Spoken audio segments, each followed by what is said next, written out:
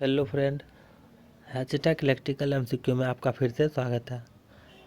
आज के इस वीडियो में मैं फिर से एक नया प्रैक्टिस सेट लाया हूँ। इस प्रैक्टिस सेट में 20 इम्पोर्टेंट क्वेश्चन होंगे जो कि डीसी मशीन से हैं।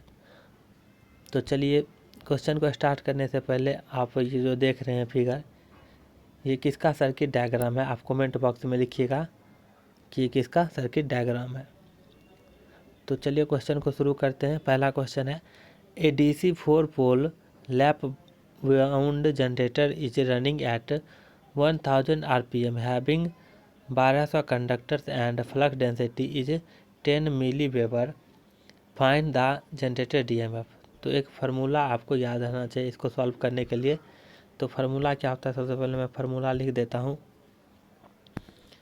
बैक EMF, तो EG का जो फार्मूला होता है PNZ5/60A। यहाँ से आप लोग जनरेटेड EMF का फार्मूला निकाल सकते हैं। तो चलिए इसी फार्मूला से हम लोग इसको सॉल्व करते हैं। तो EG इक्वल टू P, यहाँ पे P देखिए पोल की संख्या कितना है? 4 है।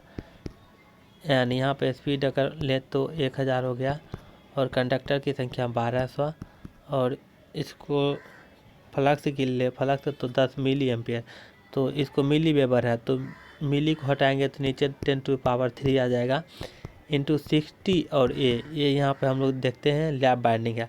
लैप बाइंडिंग में क्या होता है? ए इक्वल टू पी होता है। लैप बाइंडिंग में ए इक्वल टू पी, यानी कि जितना पोल होगा उतना ही पैरेलल पाथ होगा। तो यहाँ से हम लोग 4 रखेंगे, तो 4 कैंसिल हो गया, 1000 कैंसिल, ये 2 0। तो ये कैलकुलेशन करने के बाद 200 आता है। तो EG जो होगा यानी जनरेटेड EMF जो होगा, EG जो होगा वो 200 वोल्ट होगा। तो सिंपल सा न्यूमेरिकल क्वेश्चन था, आपको सिर्फ फार्मूला याद होना चाहिए, उसके बाद आप आसानी से कैलकुलेट कर सकते हैं। तो इसका जो राइट आंसर होगा वो होगा option A, 200 volt.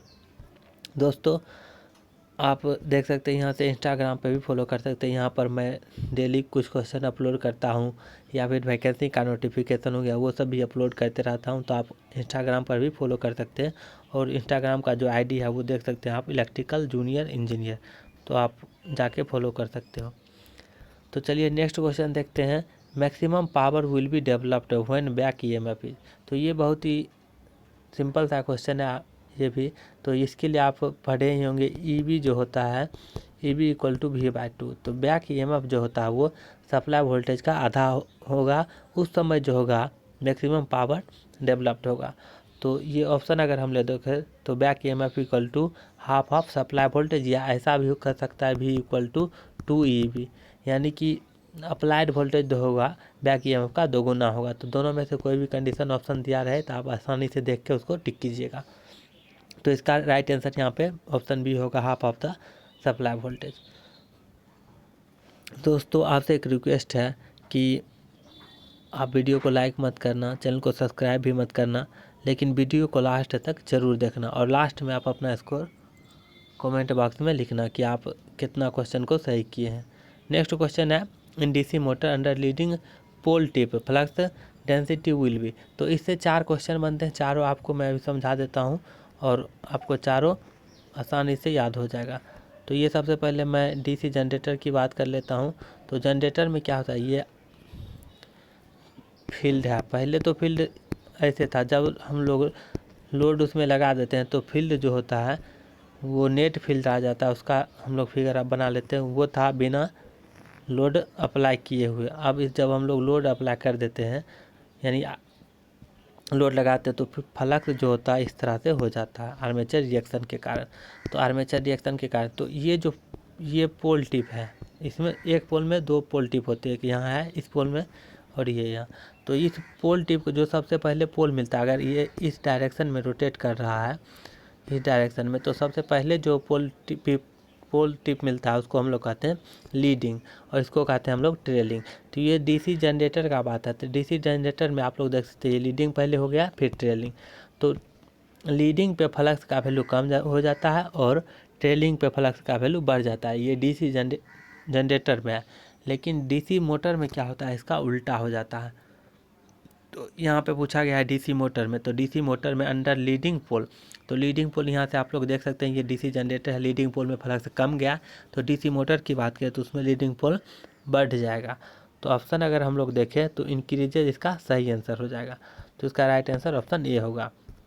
Next question है in DC motor under trailing pole tips flux density will be, तो सिंपली आपको करना क्या है, ये फिगर आपको याद रखना, और ये फिगर जो है वो डीसी जनरेटर का है, तो डीसी जनरेटर का आपको फिगर याद रखना है, उसके बाद सभी आपको क्वेश्चन से चारों क्वेश्चन याद हो जाएगा।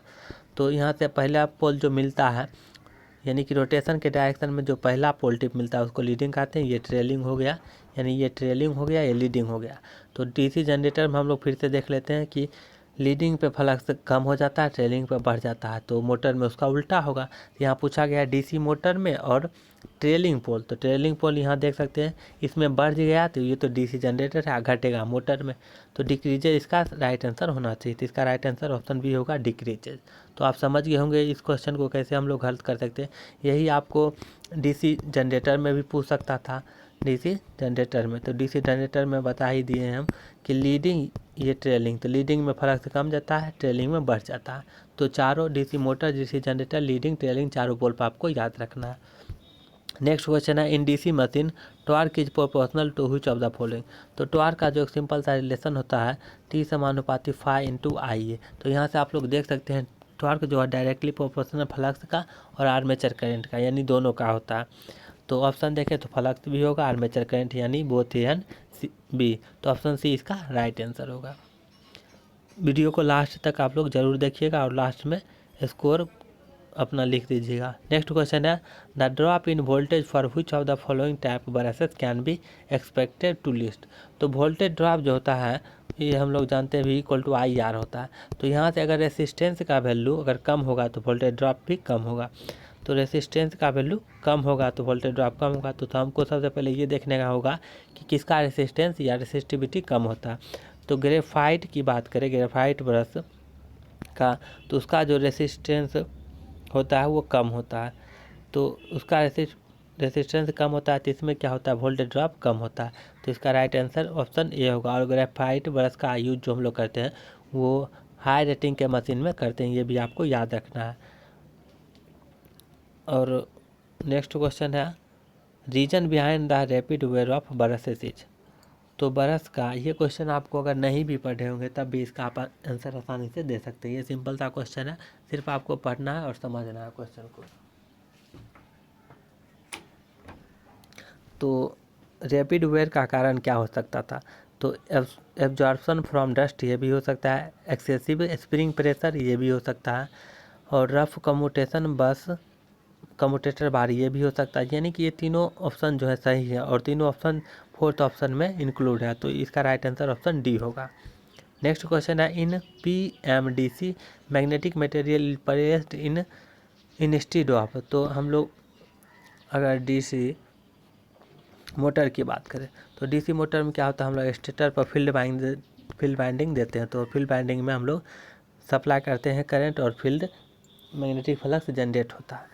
लेकिन पीएमडीसी की बात करें तो उसमें फील्ड वाइंडिंग को हम लोग क्या करते हैं, एक मैग्नेट परमानेंट मैग्नेट के द्वारा रिप्लेस कर देते हैं, तो इसमें हम लोग फील्ड वाइंडिंग की जगह पर डायरेक्ट मैग्नेट दे देते हैं, और मैग्नेट जो होता है वही मैग्नेट जो होता है वो फील्ड प्रोड्यूस करता है और इसका फील्ड भी कांस्टेंट होता है, ये भी बात आपको याद रखना है। तो हम लोग जो स्टेटर में पहले वाइंडिंग देते थे फील्ड वाइंडिंग देते थे उसको हटा के हम लोग अब डायरेक्ट एक परमानेंट मैग्नेट लगा देते हैं, तो ये हम लोग किसके स्थान पर लगाते हैं, तो आर्मेचर में जो फील्ड वाइंडिंग था उसी के स्थान पर, तो आर्मेचर इसका राइट आंसर होगा।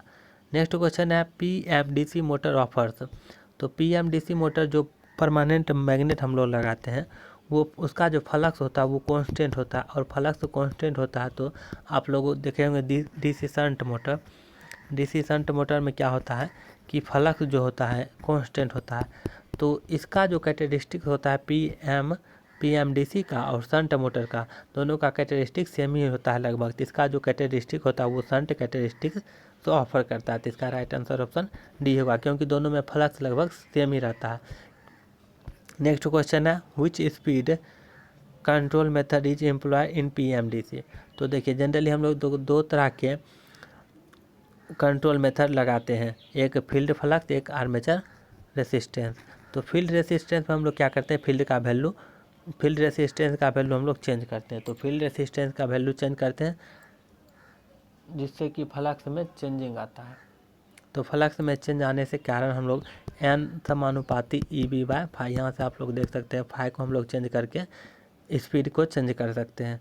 तो वो इसमें तो परमानेंट मैग्नेट लगा रहता है जिससे हम लोग फ्लक्स प्रोड्यूस करते हैं। तो परमानेंट मैग्नेट लगा रहता है, तो परमानेंट मैग्नेट का फ्लक्स हम लोग चेंज नहीं कर सकते हैं। फ्लक्स चेंज करने के लिए हम लोग मैग्नेट को ही हटाना पड़ेगा, तो ऐसा हम लोग नहीं करते हैं। तो इसमें तो फ्लक्स से चेंज करके हम लोग स्पीड कंट्रोल नहीं कर सकते। तो एक दूसरा मेथड बटा आर्मेचर कंट्रोल मेथड। तो PMDC में जो हम लोग स्पीड कंट्रोल का मेथड अपनाते हैं वो आर्मेचर कंट्रोल मेथड। तो इसका राइट आंसर ऑप्शन बी होगा। नेक्स्ट क्वेश्चन है, armature magnetic field in A DC generator produce which of the following effect. तो आर्मेचर रिएक्शन क्या होता है कि मेन फ्लक्स ये जो है फील्ड के द्वारा जो जनरेट होता है, फील्ड वाइंडिंग के द्वारा, उस पर जो आर्मेचर का इफेक्ट होता है, आर्मेचर फ्लक्स का जो इफेक्ट होता है उसी को हम लोग कहते हैं आर्मेचर रिएक्शन। तो आर्मेचर रिएक्शन में डीमैग्नेटाइजिंग भी कर सकता है या क्रॉस मैग्नेटाइजिंग भी हो सकता है। तो ये दोनों हो सकता है। तो ऑप्शन डी जो होगा बोथ एंड बी इसका राइट आंसर होगा। नेक्स्ट क्वेश्चन है, the yoke of DC generator is made up of cast iron बिका। तो ये योक है, योक का काम क्या होता है ये देख लीजिए। योक का काम होता है कि जो पूरे मशीन है उसको मैकेनिकल स्ट्रेंथ प्रदान करना, और जो फील्ड बाइंडिंग है उसको भी मैकेनिकल सपोर्ट प्रदान करना, और ये जो इस कवर के तरह भी कार्य करता है पूरे मशीन का। और यहाँ जो फ्लक्स फील्ड बाइंडिंग में जनरेट होता है उसको पाथ भी प्रोवाइड करता है। इसका रिलक्टेंस भी लो होना चाहिए, परमेबिलिटी हाई होना चाहिए, और तो ये सब इसका फंक्शन होता है। तो ये चीपर भी होता है, इसलिए कास्ट आयरन हम लोग यूज करते हैं। और ये जो है मैग्नेटिक फ्लक्स को पाथ भी प्रोवाइड करता है, इसलिए भी हम लोग यूज करते हैं। तो ये भी सही होगा। It gives mechanical protection to the machine, ये भी सही होगा। तो ऑप्शन डी इसका राइट आंसर होगा, all of the above. Next question है, रेसिडुअल मैग्नेटिज्म इज नेसेसरी। तो देखिए सबसे पहले जो हम लोग फील्ड प्रोवाइड करते हैं, तो मैग्नेटिक फील्ड दो तरह से प्रोवाइड करते हैं। या तो हम परमानेंट मैग्नेट लगा देते हैं या फील्ड वाइंडिंग दे देते हैं, उसमें करंट दे देते हैं तो फील्ड जनरेट होता है। तो दो तरह से हम लोग करते हैं। तो रेसिडुअल मैग्नेटिज्म क्या होता है, जब किसी फील्ड वाइंडिंग, जैसे फील्ड वाइंडिंग है, ये कोई वाइंडिंग है, इसमें हम करंट देंगे तो इसमें मैग्नेटिज्म प्रॉपर्टी आता है, मैग्नेट। तो वो जो फिर करंट हटा लेने पर जो मैग्नेटिज्म प्रॉपर्टी रह जाता है, मैग्नेटिक प्रॉपर्टी रह जाता है, उसी को हम लोग कहते हैं रेसिडुअल मैग्नेटिज्म। तो अगर हम सेपरेटली एक्साइटेड की बात करें, सेपरेटली एक्साइटेड में क्या होता है कि फील्ड जो होता है वो हम लोग अलग से एक DC सप्लाई इसमें देते हैं, DC सप्लाई देकर इससे फील्ड जनरेट करते हैं। तो इसमें अलग से देते हैं, तो इसमें तो मैग्नेटिज्म, रेसिडुअल मैग्नेटिज्म रहे या नहीं रहे कोई फ़र्क नहीं पड़ता, क्योंकि अलग से हम लोग सप्लाई दे ही रहे हैं इसको। लेकिन सेल्फ एक्साइटेड की बात करें तो सेल्फ एक्साइटेड में उसमें स्टार्टिंग के समय कोई हम लोग सप्लाई नहीं देते हैं, तो उस समय फील्ड कहाँ से प्राप्त होगा, तो उस समय तो मैग्नेटिक फील्ड प्राप्त होगा, वो रेसिडुअल मैग्नेटिज्म, यानी पहले से जो अच्छा प्रॉपर्टी रहेगा मैग्नेटिज का, उसी प्रॉपर्टी के द्वारा हम लोग स्टार्ट करते हैं, फिर बाद में स्टार्ट होने के बाद उसको मिल जाता है। तो ये सेल्फ एक्साइटेड में ज़रूरी होता है, सेपरेटली एक्साइटेड में ज़रूरी नहीं होता है। तो इसका राइट आंसर ऑप्शन ए होगा। नेक्स्ट क्वेश्चन है, if the number of pole in lap wound generator is increase by factor 2 then EMF will be। If number of poles in a lap wound generator is increase by factor 2। तो देखिए, तो generated EMF का formula इससे पहले भी मैं लिख चुका हूँ, EB is equal to PNZ5/60। और यहाँ से आप लोग देख सकते हैं लैप बाइंडिंग में क्या होता है, लैप बाइंडिंग में A इक्वल टू P होता है। तो यहाँ से A और P कट जाएगा। तो अगर हम लोग लैप बाइंडिंग में increase if the number of pole, अगर यहाँ से आप देख सकते हैं इसमें पोल अब नहीं बचा है, तो इसमें पोल का कोई रिलेशन नहीं है, तो क्योंकि वो दोनों कैंसिल ही हो जाता है, तो पोल का कोई रिलेशन ही नहीं होता है। तो पोल को हम लोग चाहे 2 फैक्टर से बढ़ा रहे चाहे 4 फैक्टर से बढ़ा दें, वो जनरेटेड EMF जो होगा उस पर कोई इफेक्ट नहीं पड़ेगा, क्योंकि ये दोनों जो पोल की संख्या ये इक्वल टू P हो जाता है। तो EG जो हो जाता है PN Z5/60A। यहाँ से आप लोग देख सकते हैं AP कट जाता है, तो इससे पोल का कोई रिलेशन ही नहीं रहता है, तो इसलिए इसमें कोई इफेक्ट नहीं पड़ेगा, तो रिमेन सेम इसका राइट आंसर हो जाएगा। नेक्स्ट क्वेश्चन है efficiency of DC shunt generator is maximum when. तो ये तो सिंपल सा क्वेश्चन होगा, आप सब जानते होंगे। तो शंट जनरेटर का मैक्सिमम एफिशिएंसी तब होगा जब वेरिएबल लॉस जो होगा कांस्टेंट लॉस के बराबर होगा।